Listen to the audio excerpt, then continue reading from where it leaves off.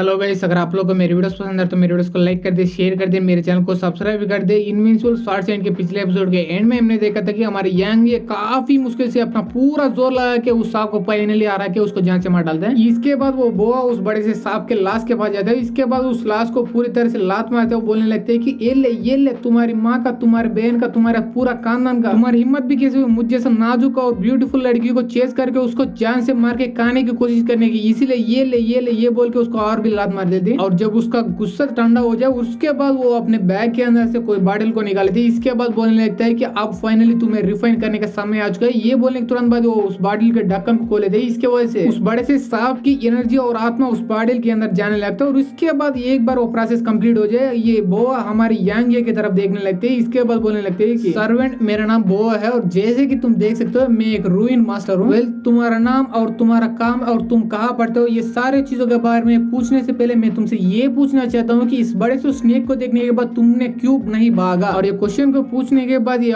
फिर से अपने बैग के अंदर से कोई ऐसा स्क्रोल को निकाले लेते हैं और स्क्रोल के अंदर से कुछ ऐसा ग्रीन कलर की एनर्जी बाहर आने लगता है। और वो ग्रीन कलर की एनर्जी कोई और नहीं बल्कि हीलिंग एनर्जी होती है। और उसी हीलिंग एनर्जी को यूज करके ये लड़की हमारी यांगे को पूरी तरह से हील करने की कोशिश किए जा रहे होते हैं। और वैसे ही कुछ देर के बाद फाइनली फिर से पूछने लगते हैं कि सर्वेंट, मैं फिर से तुमसे पूछ रहा हूँ, तुमने इस सांप को देखने के बाद क्यों नहीं भागा और इस सांप से क्यों इतना मरते दम तक फाइट करने की कोशिश किया है? तो क्या ये सब तुम मुझे प्रोटेक्ट करने के लिए यानी मेरे लिए किया है क्या? ये सुनने के बाद हमारी यांगी अपने मन ही मन सोचने लगते हैं कि पहली बात है कि मुझे बिल्कुल ही नहीं पता था कि इस लड़की के पीछे इतना बड़ा सांप पड़ा हुआ होगा, वरना मैं सबसे पहले इस लड़की से पहले भी मैं भाग जाता और ऐसा हीरो बनने की बिल्कुल भी कोशिश नहीं करता। पर अगर ये बात और ये सच्चाई मैं इस लड़की को बताऊं तो ये लड़की मुझे यहीं पर छोड़ के चले जाएगी, तब मेरा वुंड्स ऐसे रह जाएगा। इसलिए मुझे झूठ बोलना ही पड़ेगा। और ये सोचने के तुरंत बाद ये बाहर की तरफ बोलने लगता है कि मैं एक सच्चा मर्द हूं और एक सच्चा मर्द होने के नाते तुम जैसा मासूम और ब्यूटीफुल लड़कियों को मुसीबत से बचाना मेरा एक रेस्पॉन्सिबिलिटी है, तो इसीलिए मैंने बचाई, इससे ज्यादा कुछ भी नहीं। अगर ऐसा प्रोटेक्ट करते करते मैं मर भी जाऊँ तब भी मुझे कुछ ज्यादा डिसअपॉइंट नहीं होने वाला, क्योंकि मैं यहाँ पर तुम जैसे लड़कियों को प्रोटेक्ट करते करते मर गया, ऐसा गर्व से मर जाऊंगा। ये सुनने के बाद ये बोआ थोड़ा मुस्कुराते हुए बोलने लगता है कि तुम्हारे बात है तो एरा गेरे नत्तू गेरा बंदे जैसे है, पर यहाँ पर तुम्हारा एक्शन तो एक बड़ा सा हीरो जैसा है, तो इसीलिए मैं तुम्हारे शुक्रिया बोलना चाहता हूँ। ये सुनने के बाद हमारी यांगी अपने मन ही में सोचने लगते है कि क्या ये लड़की मुझे गाली दे रही है या तारीफ करे, मुझे समझ नहीं आ रहा। हमारी यांगी ये सारी चीजों के बारे में सोच ही जा रहे होते, तभी ये लड़की बोआ बोलने लगता है कि मैं तुम्हारे बारे में और भी ज्यादा डिटेल में जानना चाहता हूँ, पर उससे पहले मैं अपने बारे में और भी ज्यादा डिटेल में तुम्हें बताना चाहती हूँ। जैसे कि मैंने पहले ही बोल दिया था कि मेरा नाम बोआ है और मैं स्वाट सेक्ट का एक जीनियस रूइन मास्टर हूँ, जिसने 14 साल की कम उम्र के अंदर ही मास्टर रैंक को अटेन कर चुकी है। और ये सुनने के बाद हमारी यांगी थोड़ा चौंक जाती है। इसके बाद बोलने लगता है कि अरे बाप रे, मास्टर ऑफ रूइंस, वो भी 14 साल के अंदर ही काफी ज्यादा कमाल की लड़की हो तुम। ये बोलने के बाद ये अपने मनी में सोचने लगता है कि मैंने सुना था कि ये एक लड़की को, वो भी छोटी बच्ची को, master of fire ruins title दिया गया है। अगर ऐसी बात है, इस लड़की को अपना गर्लफ्रेंड बनाने की कोशिश करके मैं अपने औकात से पूरी तरह से बाहर जा रहा हूँ। अगर ऐसी बात तो आगे जाकर मुझे अपना औकात में रहना पड़ेगा। तभी वो अपना हाथ आगे करते हुए बोलने लगते हैं कि हमेशा मुझे कोई ना कोई बंदा तो इम्प्रेस करने की कोशिश करता है, या तो मुझे उसका गर्लफ्रेंड बनाने की इंटेंशन तो, या मेरे थ्रू मेरे ग्रैंडपा को इम्प्रेस करके उसका डिसिपल बनाने की इंटेंशन से। पर तुम्हें यहाँ पर मेरे बारे में कुछ भी नहीं पता, फिर भी तुमने अपना जान को खतरे में डालकर मुझे बचाने की पूरी कोशिश की और बचा भी लिया, इसलिए मैं तुम्हारा दोस्त बनना चाहता हूँ। ये सुने तुरंत बाद ही हमारी यांगे उससे हाथ मिला लेती। इसके बाद बोलने लगता है हाँ, मैं भी तुमसे दोस्त बनना चाहती हूँ और तुमने पहले ही अपना नाम बता दिया और मैं अपना नाम बता देता हूँ। मेरा नाम यांग है और मैं इसी स्वाट सेक्ट का एक डिसेबल बनने वाला हूँ आगे जाकर। ये बोलने के बाद ये अपने मनी मन सोचने लगता है कि इस लड़की ने पहले ही बोल दिया था कि इस लड़की का उम्र 14 है, इसका मतलब ये लड़की की उम्र और मेरा सिस्टर सिया का उम्र ऑलमोस्ट सेम ही है। इसके बाद ये उस लड़की से पूछने लगता है कि मैंने सुना था कि रूइन मास्टर काफी ज्यादा स्ट्रांग होते हैं और वो किसी भी बीस्ट को अपना कंट्रोल में ला सकती है अपना पावर को यूज करके, पर तुमने ऐसा क्यों नहीं किया? और सबसे पहली बात है कि उस बड़े से स्नेक के पास तुम क्यों गए? क्या उसको रिफाइन करने की कोशिश करने के लिए वहां पर गए हो क्या? ये सुनने के बाद वो लड़की शर्माते बोलने लगते हैं हाँ, ये बात सच है कि रूइन मास्टर काफी ज्यादा स्ट्रांग होते हैं और उतना ही नहीं बल्कि मैं फाइनली 8th लेवल पर भी पहुंच चुका हूँ कुछ दिन पहले ही। पर यहाँ पर दिक्कत की बात है कि मेरे अंदर की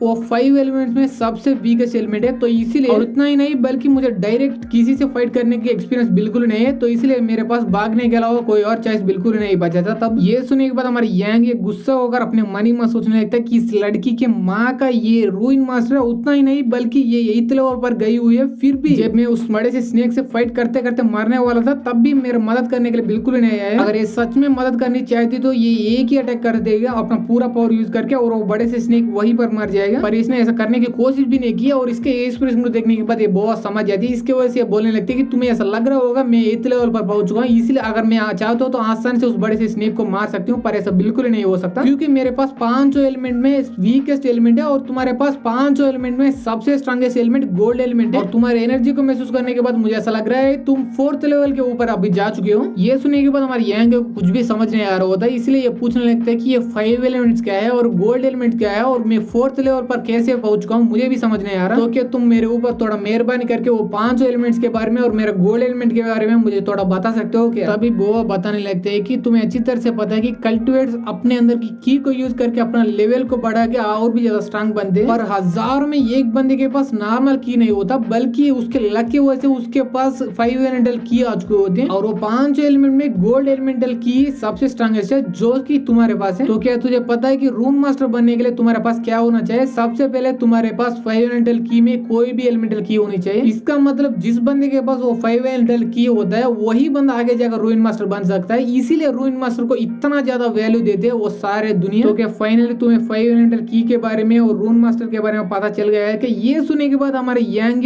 खुशी से नाचने लगते हैं। इसके बाद बोलने लगते हैं कि यस मुझे पूरी तरह से समझ आ गया, मेरे पास इतना ज्यादा कमाल का गोल्ड एंड 5 एलिमेंटल की है, इसका मतलब क्या मैं भी आगे जाकर एक तुम्हारे जैसा रूइन मास्टर बन सकता हूँ क्या? ये सुनने के बाद वो बोलने लगते हैं कि यस तुम भी मेरे तरह आगे जाकर एक रूइन मास्टर बन सकते हो और ऐसे बनने में मैं तुम्हारा मदद भी करूंगी। ये बोलने के तुरंत बाद ये अपना बैग के अंदर से एक बुक को निकाल लेते हैं और बुक के नाम बोलते हुए बोलने लगते हैं कि इस बुक का नाम बेसिक रूइन स्ट्राइक है और इस बुक के अंदर मेरे ग्रैंडफादर की काफी सारे एक्सपीरियंस लिखा हुआ है, तो इसलिए इस बुक को अच्छी तरह से पढ़ो और अच्छी तरह से सीखो रूइन मास्टर कैसे बनते हैं। तुमने उस बड़े से स्नेक से मेरा जान बचा लिया और उसके बदले में इस कमाल का बुक को तुम्हें दे रहा हूँ, पर यहाँ पर तुम्हें ध्यान रखने वाली बात है कि ये कमाल का बुक को तुम्हें किसी को भी मत देना है। ये बोलने के बाद उस बुक को हमारे यांगे को दे देते हैं और उस लेने के बाद हमारे यांगे बोलने लगता है कि तुम्हें इसके बारे में चिंता करने की कोई भी जरूरत नहीं, अगर तुम भी मेरे से ये बुक को पूछो तो मैं तुम्हें भी बिल्कुल ही नहीं दूंगा। इसके बाद वो बोआ फिर से अपने बैग के अंदर से 2 बॉटल को और एक ब्रश को निकाल लेते हैं। इसके बाद बोलने लगते हैं कि इन दोनों बॉटल्स के अंदर बीस्ट एजेंस ब्लड और स्पिरिट सैप है और ये कमाल का ब्रश रूइन को बनाने में तुम्हारी मदद करेगी, तो इसीलिए ये तीनों चीज ले लो और उसके बाद छोटे मोटे रूइंस बनाना प्रैक्टिस करो और कुछ समय के बाद फाइनली तुम भी मेरे जैसे एक बेसिक रूइन मास्टर बन जाओगे। पर यहाँ पर तुम्हें याद रखने वाली बात है कि उस रूइन को बनाने के लिए तुम्हें अपना एनर्जी को कंडेंस करना पड़ेगा और अपना स्ट्रेंथ को काफी हद तक बढ़ाना पड़ेगा, तो इसलिए इन दोनों को चीजों के ऊपर भी थोड़ा ध्यान दो। और ये सारी चीजों को देखने के बाद हमारे यांग और भी ज्यादा खुश हो जाते हैं। इसके बाद बोलने लगते हैं कि क्या तुम सच में ये सारी चीजों को मुझे फ्री में दे रहे हो? क्या तुम सच में? ये सुनने के बाद वो बोलने लगते हैं तुम्हें इतना भी ज्यादा ओवर एक्शन करने की कोई भी जरूरत नहीं, तुमने मेरा जान बचाया और यही एहसान का बदला अब मैं चुका रहा हूँ, इससे ज्यादा कुछ भी नहीं। और ऐसे ही कुछ देर वहीं पर रहकर वो दोनों बात करने लगता है और फाइनली ये हमारे यांग और बोआ दोनों को अलग होने का समय आ चुका होता है, इसलिए हमारे बोआ हमारे यांग को बाय करते हुए बोलने लगते हैं कि अभी के लिए बाय आएंगे,